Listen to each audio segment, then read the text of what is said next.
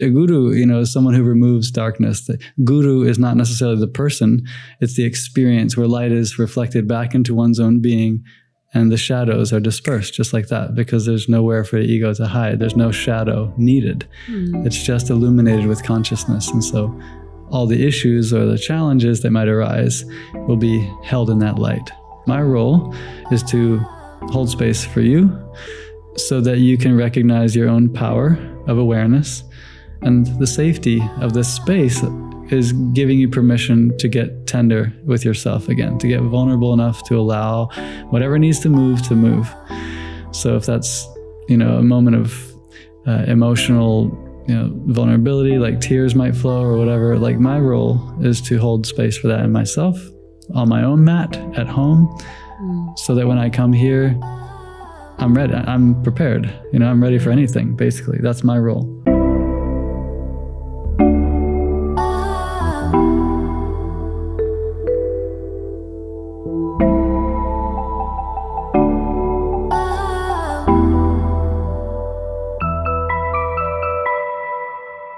Hello and welcome to Curious Ones podcast by Yandara. I'm Yael Ginzburg, the host of the podcast, a yoga and meditation teacher and philosophy lover. Each week you will hear eye-opening interviews with the different teachers of the Yandara Yoga Institute, located in beautiful Baja, Mexico, along with other teachers that pass through here. This life-changing knowledge shared through authentic, heartfelt communication will help you live a happier, more fulfilled, and connected life. Let's dive in. Hello, welcome back to Curious Ones podcast by Yandara. I'm Yael Ginzburg, and I have the wonderful Christopher Perkins with me again today. Number 7. So when you become a yoga teacher, you go through a beautiful training. It's very long, comprehensive. You learn about many different aspects of the yoga practice, different ways to be a teacher. You also improve your practice as a student and as a practitioner of yoga. It's, for those who don't know, it's a 200-hour, the first training that you do. So 200 hours, it's a lot of learning that you do. At Yandara specifically, you also go through a very deep emotional process that is facilitated by the trained teachers who are here. And it happens in a safe environment with a group that you're spending 3 or 4 weeks with. And that's part of the training. But what I have found is that there is another aspect to being a yoga teacher that isn't really discussed in yoga teacher trainings in general, because it isn't necessarily what being a yoga teacher means, but it kind of is an expectation that your students have from you. And that is kind of, in a way, becoming a space holder, a supporter, and some might even confuse that with like being a therapist in a way. Mm-hmm. They come to you for advice. They share, they feel very open and vulnerable with you, probably because of the space that is created within a yoga class. And that's beautiful and incredible. And I personally feel lucky to be able to be in that sort of position. Mm-hmm. And yet, over the years, I felt that I didn't have the right tools to be there with people in such a vulnerable space. And when you take this position as a space holder, I find that it's a huge responsibility.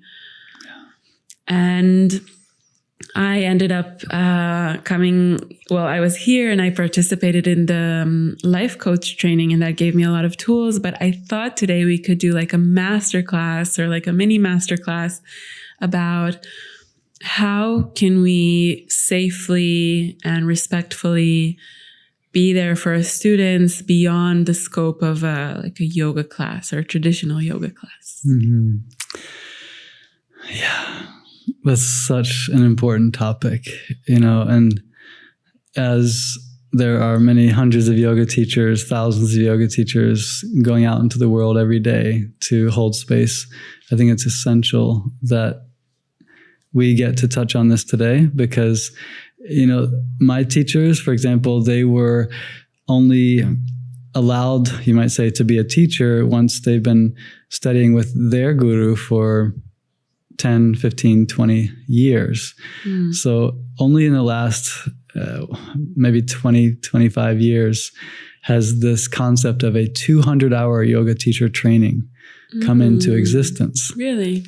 This is a very, very short period of time to expect that someone will be trained to the depth that you might expect, the yoga guru to be, which a guru, is someone who removes darkness. The guru is not necessarily the person, it's the experience where light is reflected back into one's own being and the shadows are dispersed just like that, because there's nowhere for the ego to hide. There's no shadow needed. It's just illuminated with consciousness. And so all the issues or the challenges that might arise will be held in that light. And they'll naturally, like when light shines on the earth, butter melts and flowers blossom and the water warms and the ice melts. And there's, so many things that are happening because of the light of consciousness. But for us to be out there in the world with this new model is very new compared to the, 5,000 years of tradition of yoga, that we have somehow in our society agreed that 200 hours is sufficient. I subscribe to the idea for sure that when we know more than someone else, we are in a position to share. Yeah. Okay. I'm not suggesting that you shouldn't teach from a 200-hour training. Absolutely. Having said that, the position that you're talking about, which is when you become a teacher to the student rather than just teaching asana. So teaching asana class is where you share postures, you share a sequence, perhaps some philosophy that's general. That's your teaching yoga. But to actually have a student is it's a very different thing. You're taking on the responsibility of holding them in their process individually. And that is something that traditionally has only, been requested of a guru, someone who's been sitting for many years with their guru, So what we're doing is asking quite a lot of these young, I want to say movement teachers, young asana teachers, to all of a sudden become a guru, a space holder of light of consciousness for their individual students. So this is a big ask, and I really appreciate you bringing it up because it's not something that's talked about enough. Partly because of the expectation that, after 200 hours, which the world seems to agree on, you should be able to do this, Well, at least Yoga Alliance. Yoga Alliance, yeah. And then everyone just takes it as law, and this is how Now, there are certain lineages like Iyengar tradition among, some of the others that do not necessarily agree, and they don't subscribe to Yoga Alliance's proposition that 200 hours is enough. But I think everyone has to choose at what point they want to share. And I think you should start sharing as soon as you can, as soon as you have something to share. But being honest, first of all, number one, a student comes to you. Let's just start with the scenario. Yeah, let's start. You're sitting there, you taught an amazing class, everyone's flowing, and they go into Shavasana. You're sitting there watching your work play through those beautiful students, that you've... Of course. Yeah. The magic is happening. The postures have done their duty of softening their minds, their hearts, their bodies are all receptive. And they come back up out of Shavasana and they have an epiphany. Maybe a tear starts flowing. Maybe they recognize that they've played a role in a relationship that wasn't as healthy as they thought or something like this, So they're going to, of course, look to you as the one to help them make sense of it. How do I integrate this? And they may have come to the class with a question and maybe it didn't get answered during the asana class. Many different reasons that they might come up to get guidance. But regardless, our role as a yoga teacher is to reflect light of awareness, meaning they look to us to be reminded of their own nature. They look to us to be shown what it means to show up oh, that person's showing up. That means I can show up for myself. I actually had a conversation with Tara and Alira, who are working here at Yandara. And we were kind of contemplating like the question, what's the difference between religion and spirituality? And we were talking about it. And then Tara said something really amazing. And she said that she thinks, or she brought up the point that the difference is that in religion, there is like a God and there is something outside of you that is giving you the answers that you need to worship and that you need to turn to in order to get your like rules of life. And the difference in spirituality, and especially in yoga, is that it's not about anything outside of yourself, but it's about turning back into yourself and getting everything that you need, or finding that everything that you need is already there. Beautiful. Yeah, I thought that was really brilliant. Yeah, absolutely. And, when we are that yoga teacher, it is our responsibility to continue in that tradition of reflecting. Yeah. So to give clear parameters around what your responsibility is as a yoga teacher is number one. If they come to you and they say, I'm having X, Y, and Z, can you help? So number one that you should lay out is that, my role as a yoga teacher is to guide your internal process back into your center, so you can, or guide you back to your internal process with tools for sure, but mostly simply unconditional awareness of the process, because that's really all that's required is awareness, because we don't know how emotion is processed. We don't need to know actually what's happening in our chemical makeup. We don't have to know necessarily all the answers. In the same way that we don't, the farmer doesn't know how the corn pushes its little corn cob out. It's not up to us. But the farmer's job is to make sure that the container, the environment, is appropriate for that magic to occur. For the science or the magic, or whatever you want to call the manifestation, to arise out of its own intelligence, in the same way that we are designed through our own evolution and our genetic codes to naturally blossom, for consciousness to evolve.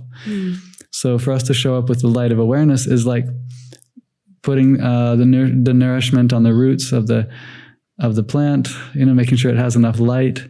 So us being tender enough to feel the emotion, whatever it is, and us bringing the light of awareness to that process. Those are the main ingredients for that individual's journey, usually to become easier. Can you repeat that? Yeah. So as a space holder, as a yoga teacher, if you consider, so my job is to reflect your own power of light, which is your awareness, and of nourishment, which is the kind of emotional, because the compost, the tenderness, the vulnerability, the willingness to let the ego die into its own evolution, to its own transformation. And that's what composting is. It's like transmutation of emotion, is letting it become this rich, fertile presence of receptivity, really, of I'm ready for what's next. And that comes through tears sometimes. It comes through, whatever process we might need. Yeah. So as a teacher, first and foremost, my role is to reflect that, to embody that I'm willing and ready to feel what I'm feeling, and I'm really open to observing it without judgment. I'm present. You as the teacher, or you as the, okay. Me as a teacher. You're ready to feel what they're feeling, or what? I'm ready to feel what I'm feeling. It may be affected by it may be affected because it's everything affects us in some way.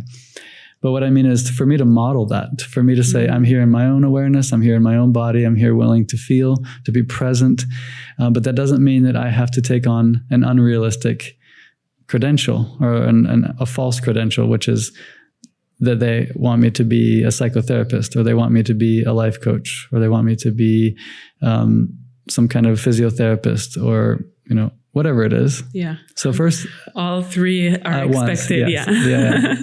So the first thing is, me as a space holder, I have to be clear with my intention, what my role is. My role is to hold space for you so that you can recognize your own power of awareness, and the safety of this space is giving you permission to get tender with yourself again, to get vulnerable enough to allow whatever needs to move.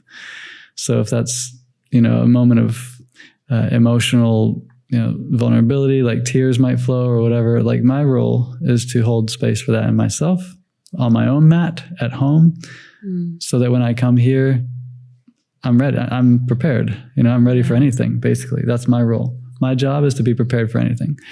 Wow. And I think that's worth reiterating, because it's really not about acting in unconscious ways when you're off like your yoga teacher duties and then expecting to be that enlightened teacher when you're in the yoga studio. Absolutely. It's really about first doing the work yourself and living it.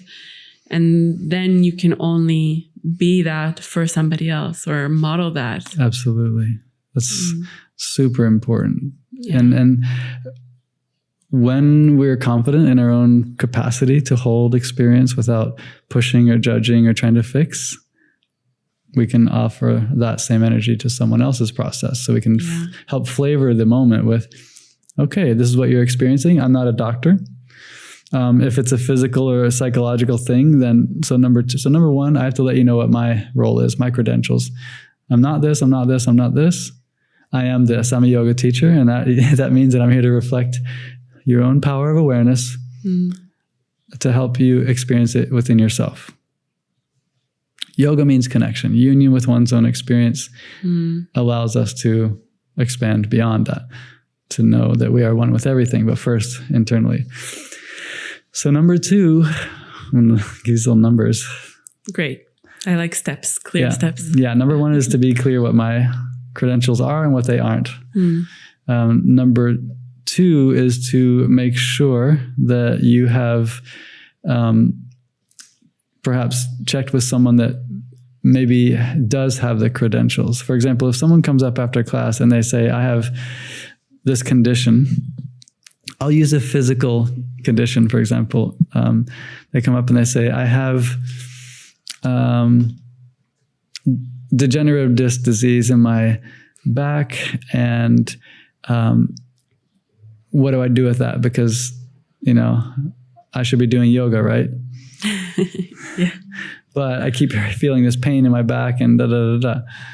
So number 2 is to make sure they have support, to say, okay, have you spoken to a physiotherapist? Have you gotten a doctor's okay to even do yoga through whatever studies that might be required to make sure that you're not causing more damage? Because yoga is a broad umbrella. When someone says you should do yoga, they might just mean chanting a mantra. They literally might mean doing a little bit of breath work. Yeah. They don't necessarily. Exactly. It depends on who they're speaking with, but yoga is not just doing the physical posture of asana. So I believe yoga is something that can help everyone if they are interested, but not all yogas are appropriate for each person. That's why there's so many different kinds. Yeah. So there's going to be a nice balance or a nice fit for everybody if they're interested. So once you have, for me, the knowledge that they are in a safe place, like they are okayed by their doctor, depending on what condition they're bringing. If they come up and they say, well, someone said I can not be on antidepressants if I do yoga, and so yesterday I stopped taking all my antidepressants. That's a pretty big red flag, because that is not something that's safe to do without a very, clear step-by-step Exactly. process. Like it could be true when done in the right way. Exactly. So then that would be important for me, just like the condition of like degenerative discs can cause, a lot of issues if you're not careful. So same thing with coming off of some other medication without proper steps. So that's when you'd start to recommend that they have other support, make sure that they have somebody that can talk to about those medically or alternatively. So that way they know that they don't have to put everything on you for the next steps. And I also think it's very responsible of somebody to say, like, that's out of my jurisdiction. Exactly. You just articulated it perfectly. Like, that's not in my expertise. I haven't studied that. I'm not equipped to give you any guidance in that department. And in fact, for us to continue this thing, it's probably more important that you get an okay from your psychologist before we start talking about what's next. Because meditation, for example, isn't necessarily good for someone who's coming off of certain antipsychotics or things like that, if it has to do with like something pretty serious. Yeah. So, and I think that it takes a lot of strength and maturity to admit when you don't know something, rather than trying to uphold like kind of an image as the all-knowing teacher. Yeah, for sure. The ego, can get all kinds of stuff from being in that role. Yeah. And interestingly enough, I've noticed a lot of people are drawn to yoga in order to counterbalance some of the suffering that comes along with insecurities, difficult childhood experiences, addiction, things like that. So there will be these little pitfalls for many yoga teachers that will have to be addressed. So along the way, you're mentioning a really important thing is to be responsible to that code, honesty. So satya, being truthful. Yeah. So let's say we know that they have options based on our response. Then we can get into what we can work with. Okay, so what we can work with is starting to ask questions. Asking them very simple, very non-intrusive questions to help them hear their own voice regarding their options. So first of all, what are the challenges? What is your intention? Like, what have you come up against? Like, why are you talking to me, kind of thing? Like, what brought you to this moment where you feel like you have to talk to me? And then they're going to bring an issue. Well, I don't know what to do with my ... I'm just really scared because I feel so good when I'm in class, but as soon as I go home, or, what are some of the things that you've heard some people bring? Anything? Yes.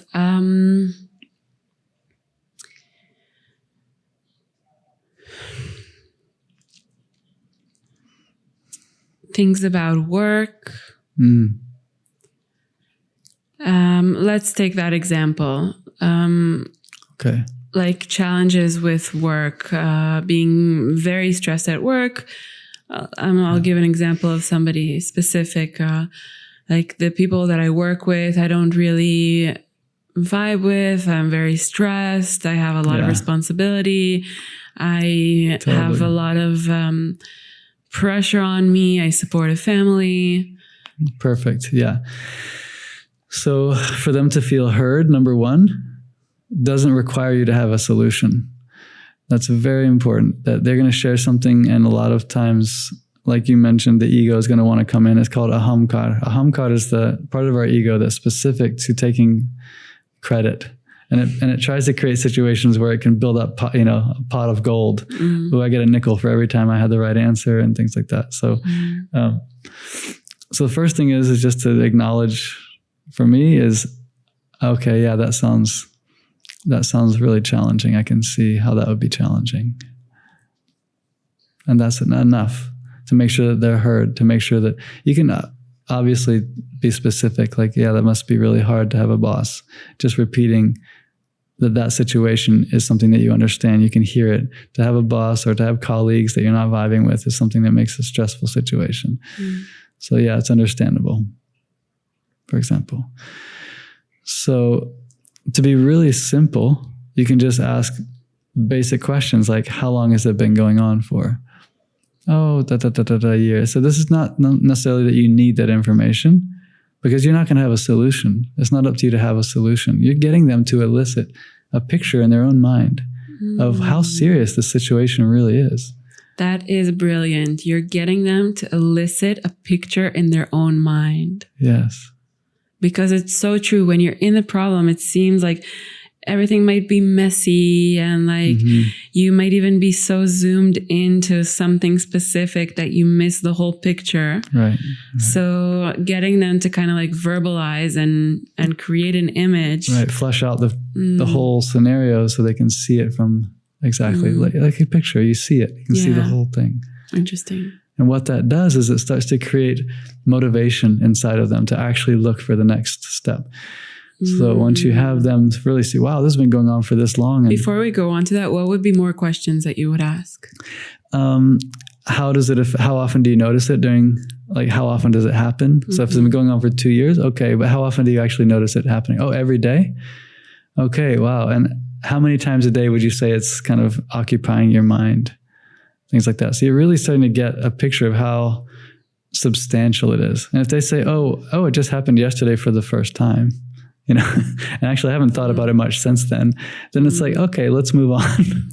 Okay. But what if it's much every day? Exactly. Yeah. So it's been, pretty much every day for the last year. I've been feeling this for most of the day because I have to work side by side with them and they're always da, da, da, da, da, da.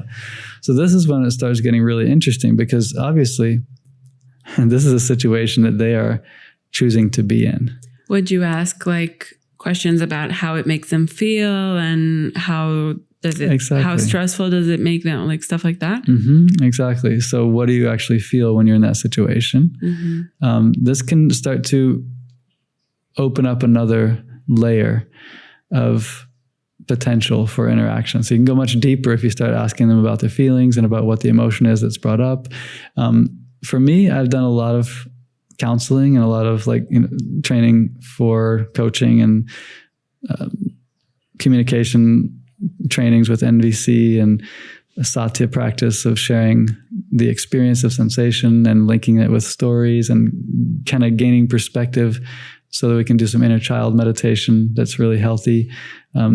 It's all part of the process for me. I see it as a potential for them to ask, okay, well, how does that make you feel? Like, what is actually going on there? If they say, oh, I feel really silly. I feel silly for letting them say these things about me without standing up for myself. And I'm like, okay. And so what's beneath that? Like, if you feel silly, the famous Christopher question. What's beneath that? Yeah. Because it'll have many layers.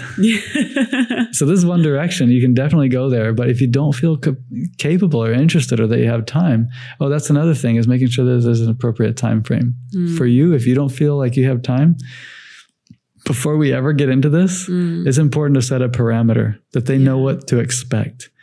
So if they don't know that you're going to cut them off in 10 minutes, then you're setting them up to feel something else, which you don't want to be responsible for. So if you say, I'm here I'll be here for about 10 minutes after class, and then I have to go, then they know, okay, I have about, this much time. Okay. So we have a time frame set.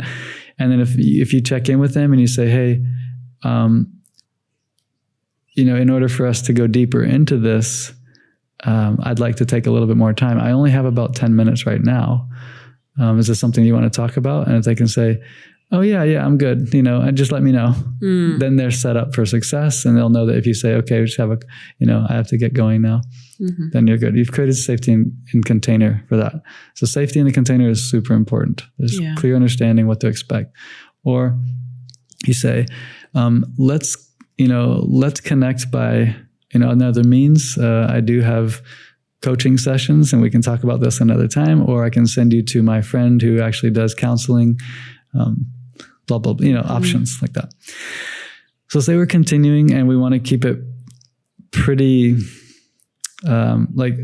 reflective rather than counseling, just to keep it on their side, meaning I'm not going to pull apart what they're saying too much. We can just simply say, okay, so with your practices, so they say, oh, it's been happening for quite a while. You know what? Before you continue, I want to ask you, how do we determine how much can we be there for that person? Like, what is our qualification to be there for that person? Because I find that the hand is for lack of a better term, maybe the hand is easy on the trigger to call ourselves qualified when actually it's a very delicate space to enter in with somebody. Absolutely. Yeah. I'm not a therapist. I'm not a counselor. I'm not a coach. Now, that's a really, really important point to know at what point I feel like I'm out of my depth. So how do you determine whether you're capable to, go into this conversation or not?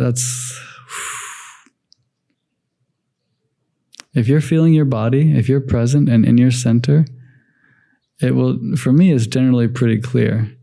I'm pretty okay, I can handle this at this point. I feel good. Just keep in mind that we're not talking about people with like 30 years of experience. Sure, like sure. you. We're talking about somebody who just finished a 200 hour. Right. They're going out there in the world. People are coming up to them saying, how do I do this and that? Hey, I'm quickly interrupting the episode to extend an invitation. If you are interested in deepening into any of the subjects we talk about on the podcast, we offer many different experiences on our beautiful grounds here in Baja, Mexico. From 9-day modules such as sound healing and yoga nidra to breath and meditation, as well as 200 or 300-hour yoga teacher trainings and many different shorter retreats. Check out our website, Yandara.com, to see all the information about the different experiences. Let's get back to the episode. I would probably recommend the model of just simply reminding them that, it's okay to have these feelings. It's natural and normal to feel that way. Just honor what they're feeling, saying, yes, it's going to be normal to have that in that situation. It makes sense. And then we can skip forward. Rather than me asking them about the emotional experiences and what they felt and sort of peeling back the layers of what's beneath that, I can go right to the next step is, so, what are your options? Do you have any options in that situation? Just to get them, they don't have to have any great deep process in front of you. You can just say, are there any options in that situation? Given that we've flushed a little bit out how big this is going on for months, like, do you have any options? Mm-hmm. I'm not suggesting that you have options. I'm just wondering, do you have any options? What are your potential choices in that situation? Mm-hmm. And then they'll start to, well, I guess I hadn't thought about it, but I guess I could look for another job. And what if the answer is like, no, I have to stay in this situation. In this situation that I'm thinking about, like, he's an independent contractor working with another independent contractor under like an organization that they both work for. Like, they're both there. Okay. That's his income. That's like his whole family relies on it. Like, yeah. So it's not an option to change job careers. Well, he doesn't see that as an option. Of course, it is an option, but it's not. Actually, he wants to. He's in contractors, and he is. He wants to change careers, and he's in the process of figuring that out. Okay. But for the time being, he's there. Okay, so then let's stick with the practices so that he can show up better for himself in that situation. So it can be a more specific question, like, what are your options for showing up in a more balanced way? Like, what are the techniques that have worked for you to help you center, to help you feel more connected? Because yoga is about connection. If I'm connected, doesn't matter what's going on around me. I can respond. I can respond absolutely effectively if I'm in my own feeling center and my mind is clear. The idea is that no matter what comes, I receive it as nature. And, everything's playing through the perfection. Everything's happening in according to law of cause and effect. So these are philosophies that I can bring to the table and say, in yoga, in yogic study, we practice ways to connect with ourselves so that we can respond in a more balanced and responsible way. Mm-hmm. And that would be something that would apply to any situation that is brought to you. Exactly. Yeah. Mm-hmm. So there's no requirements on the situation. There's just an option for myself to take a little more time. So what can you do? What options do you have to show up with a little bit more sense of yourself intact, regardless of how long it lasts? Just a little bit. Right now we're talking about baby steps. You can't quit your job. You only have this many hours of the day. All we can do is apply a little bit of effort in just the right place to make sure that we are moving in a direction of wholeness, well-being, whatever you want to call it. So asking that specific question can be very helpful. What are your options to show up in a better way for that situation? What can you do before you meet that situation to be better prepared? Mm. So, it could be, what are your challenges? Like, what are you missing in that situation? Like, what do you think you need to work with that person or to make it a more healthy environment for yourself? Like, what's missing? You can ask things like that. Like, is there something that's not there in place? They can say, oh, actually, yeah, they don't have an ethics code in my, like no one's actually paying attention to using derogatory slang words in my workforce. And so, yeah, I guess an option would be for me to write a complaint to the whatever over the umbrella company or whatever that's managing the situation, that they actually are responsible for the work environment. So, something like that. There could be some. So what are the options? And this question could be applied also for like if somebody's coming about a relationship problem they're having, a fight with a friend, unclear life path. Like it could be relevant to many different situations. Yeah, exactly. Because what they're probably going to be bringing often is fear of making a wrong decision or responding to something in a way that they're going to regret or feel bad about later. Because of the past, because of how it's worked out in the past. They have this sort of, I don't want that to happen again. I don't want it to continue that way. So we focus on what actions I can take, not what they can take, but what actions can I take to support myself to show up in a better way, in a more holistic and balanced, centered perspective, because everything changes. If my mentality and my emotional centers are intact, I'm just going to make better decisions. I'm just going to be better equipped to respond. For example, if it's, what was the actual detail of how they were being treated or what was going on? They didn't vibe or something? There is somebody that he works with that really stresses him out. Okay. So stress. Very deep stress. Right. So it's tough because for me, I would ask, when did this, when's the first time you felt like someone was causing you stress? Because obviously you called the person into your life for a reason. You're an adult. So your central nervous system is trying to find ways to heal.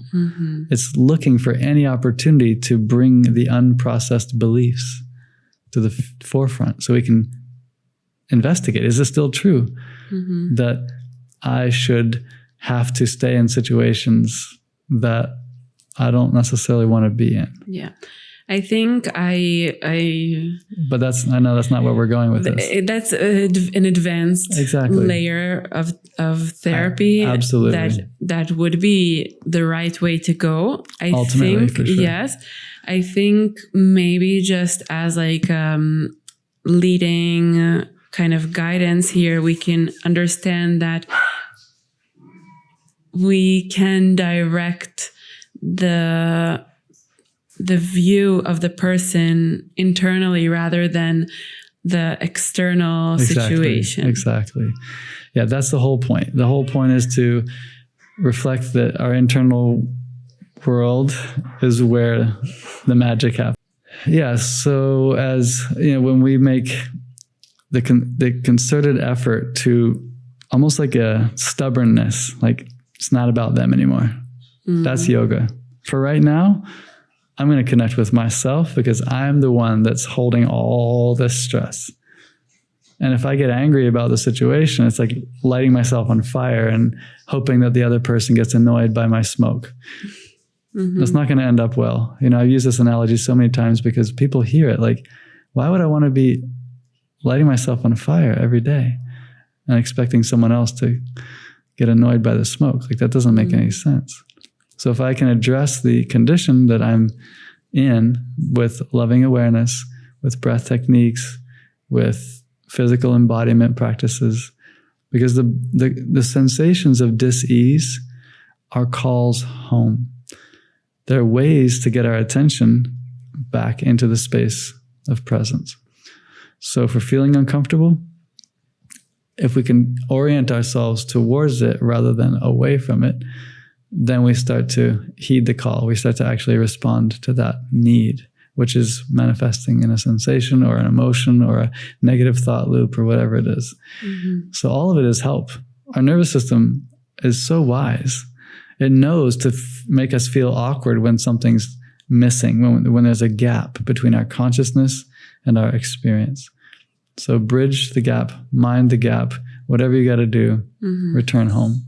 So, okay, amazing. So That was, I think, interesting insight, as keeping in mind that we're here in a masterclass to give tools, to equip teachers to be there with their students in a way that is helpful. So, Christopher,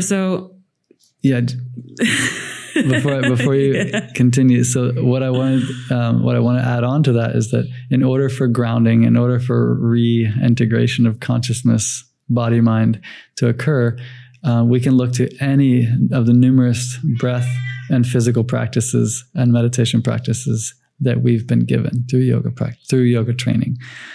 So to say, which techniques have helped you? You know, as a teacher, I'm asking you, like, which techniques have helped you? You're asking me as if I was the student? Yeah. No. As if you're a teacher. Oh. Which techniques? Meditation. Okay. Any particular one that you've enjoyed or has felt, any particular one that has been effective for you? Breath meditation. Okay. Perfect. So what you can do now as a teacher to that student is to say, I've noticed that breath meditation has really helped me to bring my consciousness into balance, to bring my awareness back into my body, to make sure that I'm honoring the call. And so that's what I mean by using the sort of the breadth of your training in that moment to reflect your own success, to say, this has really worked for me. These practices have worked. Yeah. I want to back up a little bit to what you just said before that, because I think that keeping in mind that this is a masterclass and that we're here to give the tools that teachers need in order to be there for students, I think you mentioned a very important subject that is the core of being there for another person without having to give advice or without having to be their therapist and kind of dig deep into their psyche. It's about, first of all, mentioning that any experience that shows up in our life, it has come to teach us and ultimately make us look inwards instead of indulging in external suffering and ego play and all of that. And in a way, empowering the student to be able to look at the experience, at the uncomfortableness of whatever's going on.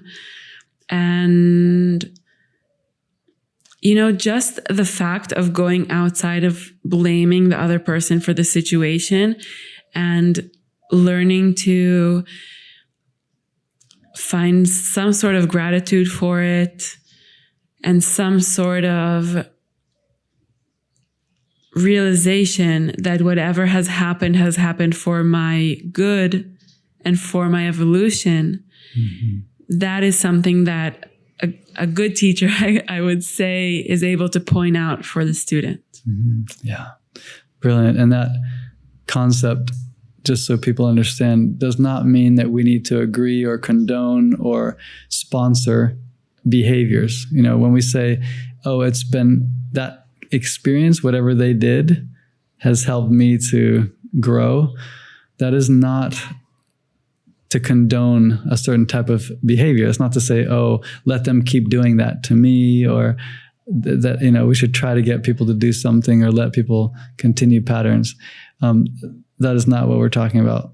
When we say, for example, I'm learning because of that experience, the learning may well be that I realize that I can say, hey, actually it's really uncomfortable when you talk to me that way, and it makes me feel like I can't trust you. That's what I've learned. I've learned to express my truth. I noticed that when you tell me what I've done wrong before taking a look at what I've done as, you know, appropriately or correctly, I actually stop appreciating what you're saying. And it's really hard because I want to learn, but I don't feel respected. So Yeah. that's what I've learned today, is maybe to be able to speak my truth. It doesn't mean I'm making demands on them. I'm not saying you should speak to me a certain way, or you shouldn't do this. I'm saying when you speak to me that way, I notice that I start to feel resistant.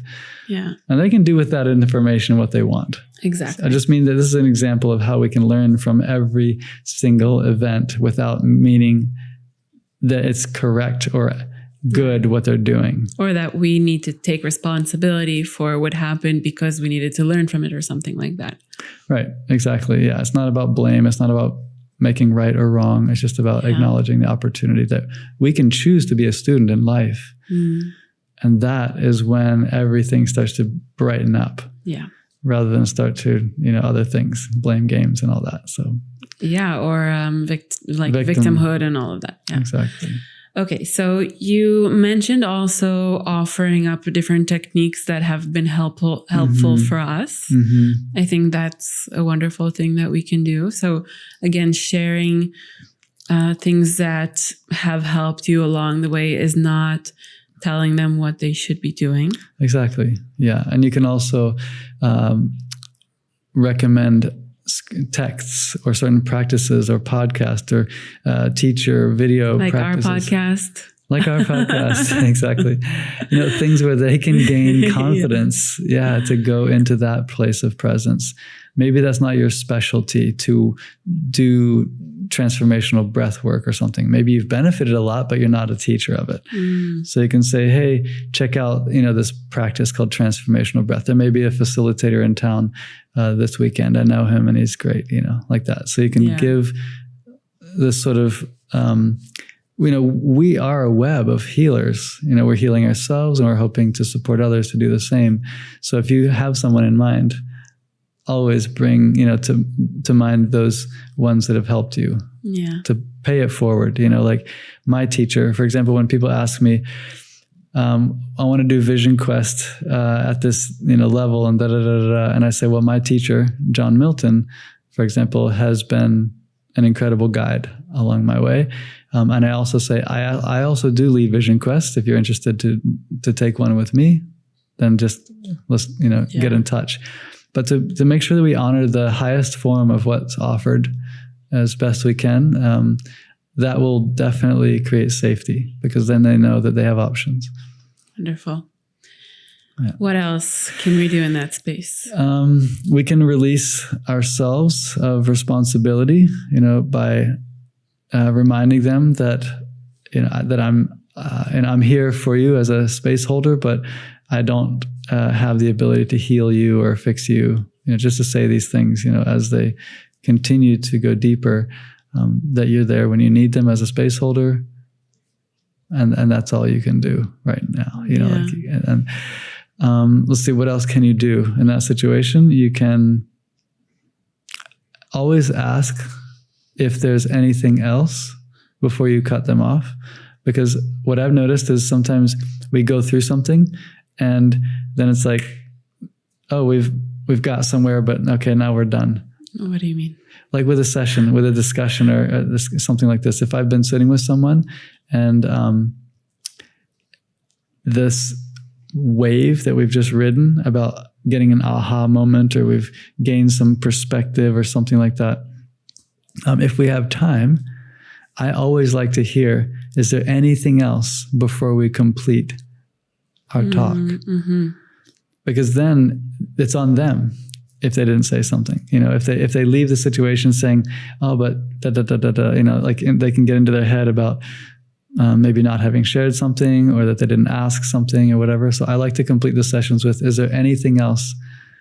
Yeah, it's that also hasn't been said. Gives an opening for something that you might not have asked, or exactly. Yeah. So just placing it back in their court. That's really what our job is as a teacher, as a yoga teacher at least, is to give them back their power. So anything else, boom. And making sure that they know that they have options. And if you can get them to come up with the options, that's even better. That's way more powerful. What are the options? What is your next step? And if you want to leave them with a little kind of a bullet point encapsulation of what you've understood, then you can do that. You can kind of repeat what you've understood and say, hey, so I understand that you have that, pattern with your workplace. I've heard you say how important it is to shift that. I also recognize that you do have options. You shared with me this meditation practice that you like, or that I've, shared that meditation practice that you've learned with me. And now I'd love to hear how it goes. I'm here to honor and witness the next stages. So let's check in, so you make an opening to make sure that they're supported for the next steps. Beautiful. Yeah. Is there something that we shouldn't ask, shouldn't say? Wow. I mean, this is such a broad topic of ethics, making sure that you're staying within your lane, staying in your lane, basically.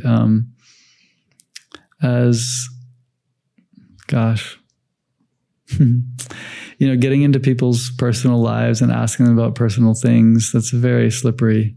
It can be very, very delicate information. It can be very personal. If you're not prepared to hold space and to have a client privileged type of relationship, then, just everyone's different. Everyone has to choose their own moment of where that edge is, that they feel like they can hold that. Obviously, if it's I'm thinking about different scenarios. One of them is if there is a student teacher, thinking about ethics as a male. If a female is there in front of me and she's asking me questions and I'm responding and asking other questions, as soon as it gets into anything that they might get the idea that I'm interested in them, that can be a very, very dangerous sort of blending of casual versus professional.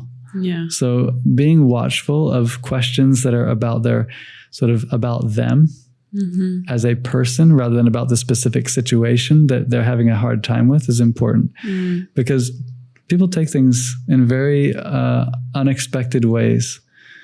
So, and I've realized that if I focus on what they're actually working with rather than trying to fill out the personality of who they are, then I am more able to keep it clear. Because of course we want them to feel special. They are special, as everyone is special. But we don't necessarily want them to feel like they've become unique as your student, as a special student. As our job as a teacher is also to see everyone equally. Yeah. To not have a situation that arises that makes them feel like they have a unique relationship with you. If that makes sense. It's going to be special. It's always special, but it shouldn't necessarily be, I'm using these words special and unique. Maybe they're synonymous, but what I'm using them as, like, they should feel special, like in the world. But the relationship shouldn't feel like it's unique, that they have your undivided attention always, or they have a leg, up on the other students or something, or preferential treatments or anything like that. So, for example, sometimes if there's a student that's waiting afterwards in class to speak, I'll really try to manage the time so I can make sure that I speak with everyone who's waiting rather than just with the one person who got to speak to me first. Yeah. I also want to ask you about kind of protecting ourselves in this situation and setting boundaries and all of that.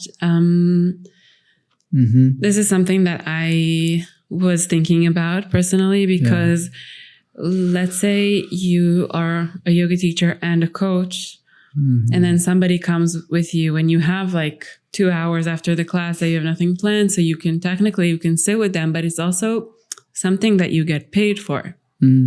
Sure. So where's the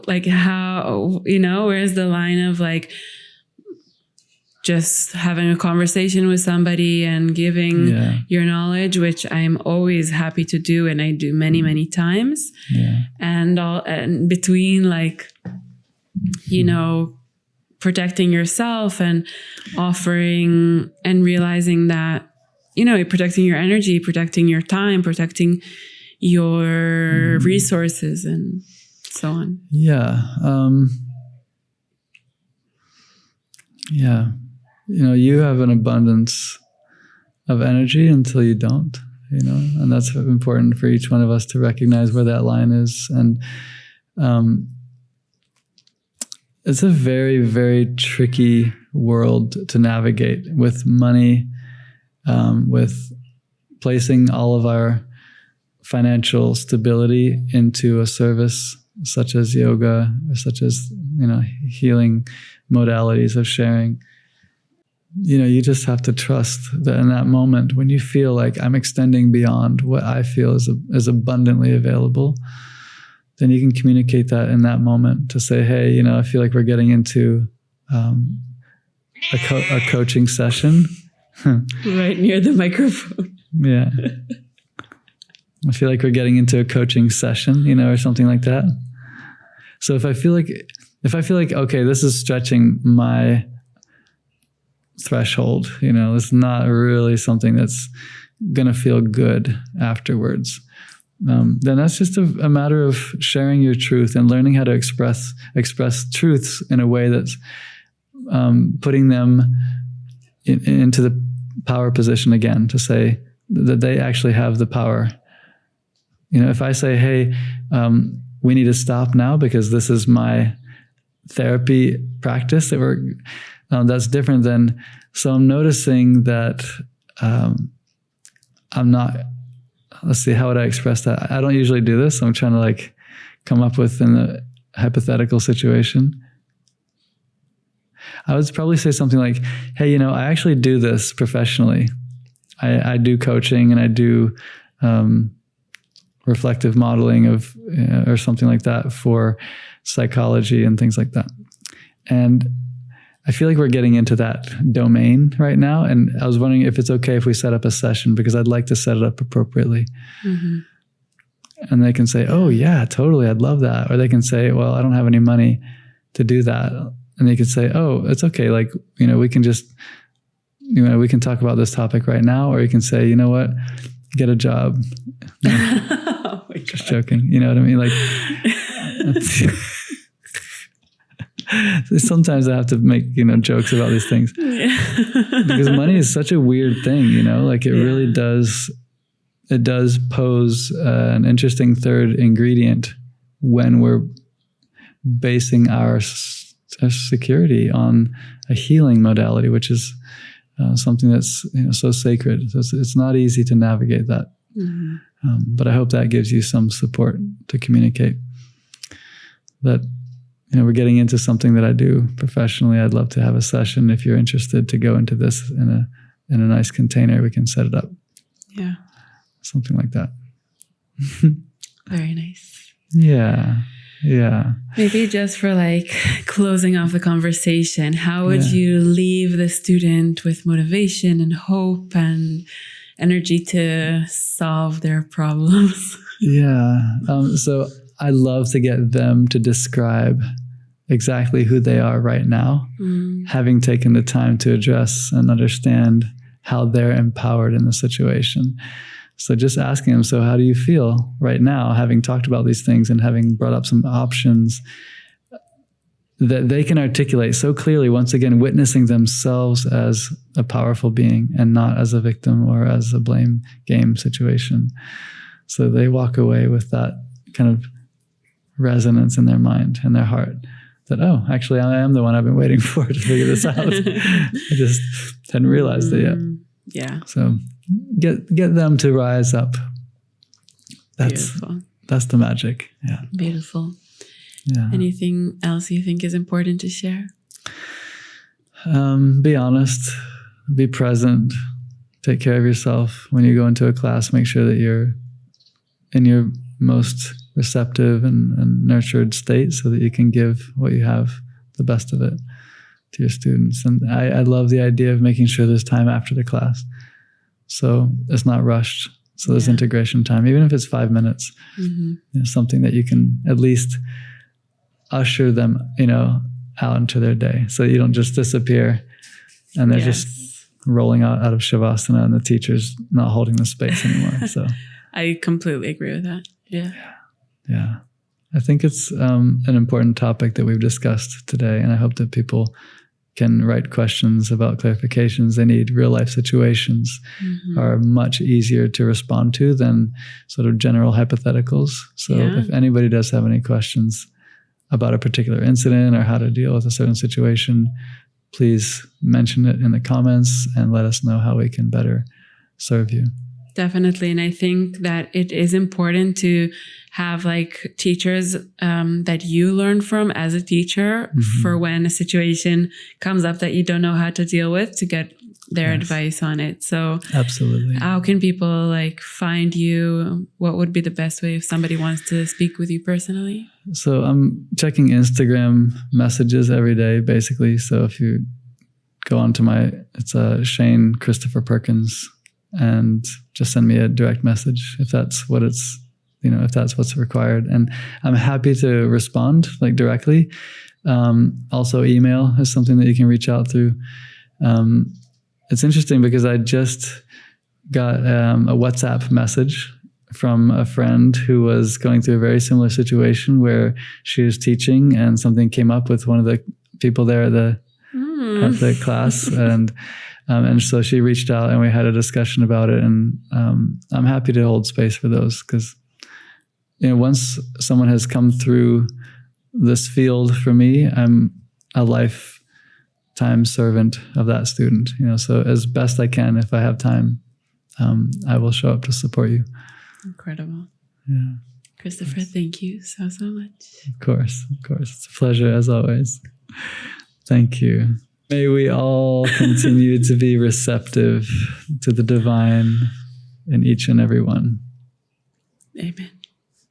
Now, after this time to nurture your mind and your spirit, we invite you to take a moment to consider others. A kind wish might come to mind. Know that what we learn becomes more valuable when we apply it and share it with others. So share this episode on Instagram stories, tag Yandara and I, or share with a loved one so that more people can benefit from it. Our hope is that the search will lead you home to who you already are, to what was always there. We'll be back next week with more inspiration, honest conversation, and insight into the energetic world around us. Thank you for listening and watching.